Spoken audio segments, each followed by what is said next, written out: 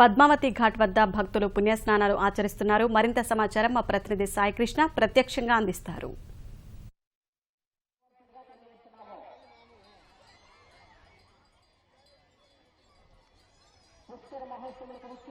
షాహీన్ పద్మావతి ఘాట్లో పుణ్యస్నానాల కార్యక్రమం చాలా ఉత్సాహంగా సాగుతోంది. ఇవాళ ఉదయం నుంచి కూడా రద్దీ అధికమైంది. రెండో రోజు శనివారం కావడంతో భక్తులంతా అధిక సంఖ్యలో కృష్ణా తీరానికి వచ్చారు.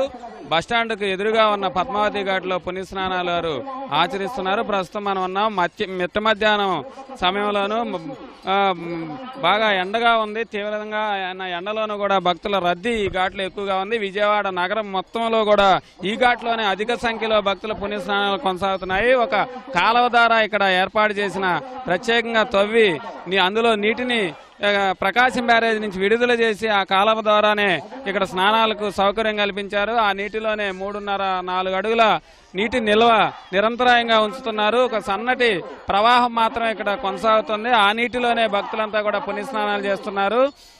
నిరంతరం బస్సుల నుంచి వివిధ ప్రాంతాల నుంచి సిటీ బస్సులు అత్యధికంగా రద్దీ అంతా కూడా ఈ ఘాటుకే కొనసాగుతోంది.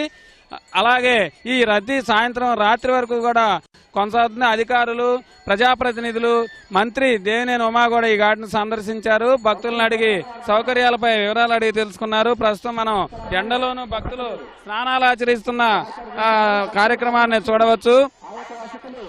దీంట్లో ప్రత్యేకంగా ఈకోలీ బ్యాక్టీరియా ఏర్పడుతుంది. తక్కువ నీరు ఉంది కాబట్టి నీరు కలుషితమయ్యే అవకాశం ఉందనే పరిస్థితుల్లో ప్రభుత్వం కూడా ప్రత్యేక ఏర్పాట్లు చేసింది. కాలుష్య నియంత్రణ మండలి ద్వారా గంటకు ఈ నీటిని తీసుకువెళ్లి పరీక్షలు నిర్వహిస్తున్నారు. ఆ తర్వాత బ్లీచింగ్ కార్యక్రమం కూడా కొనసాగిస్తున్నారు. కలుషితం కాకుండా వీలైనంత వరకు చేయాల్సిన చర్యలు అయితే చేపడుతున్నారు. మరోవైపు ఎండ అధికంగా ఉండటం, ఈ ఘాటు పెద్దదిగా ఉండటం వల్ల కూడా ప్రధానంగా మంచినీటి సమస్య ఈ ఘాట్లో ఎక్కువగా ఉంది. ఎక్కడిస్తున్నారు, ఎవరిస్తున్నారు అన్నది కూడా తెలియటం లేదు. భక్తులు వచ్చి తిరిగి మళ్ళీ బస్టాండ్ వైపుకి వెళ్లి అక్కడ వెళ్ళిన తర్వాతే మంచినీళ్లు దొరుకుతున్నాయి. ఆ తర్వాత ప్రసాద కార్యక్రమాలు కూడా వితరణ ఎక్కువగా చేస్తామని చెప్పారు. ఈ ఘాట్లో ఎలాంటి ప్రసాదం వితరణ కార్యక్రమం కూడా లేకపోవడంతో భక్తులు వెంటనే స్నానాలు చేసి ఒడ్డుకి చేరుకుంటున్నారు. ఇక్కడ సమస్యలు ప్రధానంగా అలాగే ఎలాంటి టెంటులు కూడా వేయలేదు. పూర్తిగా ఎండలోనే ఈ కార్యక్రమం వచ్చిన వారు వెంటనే బయటకు వెళ్లిపోయేందుకు ఆసక్తి చూపుతున్నారు. కృష్ణా పుష్కరాలు ప్రధానంగా కృష్ణమ్మ ఆశీస్సులు పొంది పుష్కరాల్లో ప్రణమిల్లి కృష్ణ నదికి నమస్కారాలు చేసుకుని పిండ ప్రదాన కార్యక్రమాలు కూడా చేసుకునే వాళ్ళు ముగించుకుంటున్నారు. ఇవాళ మహిళలు కూడా పిండ ప్రదాన కార్యక్రమం ఈ ఘాట్లో చేసుకున్నారు.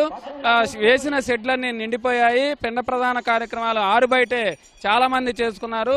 ఈ మధ్యాహ్న సమయంలో కూడా పద్మావతి ఘాట్లో భక్తుల రద్దీ కొనసాగుతోంది. కెమెరామెన్ రమేష్తో సాయి, ఈటీ న్యూస్, విజయవాడ.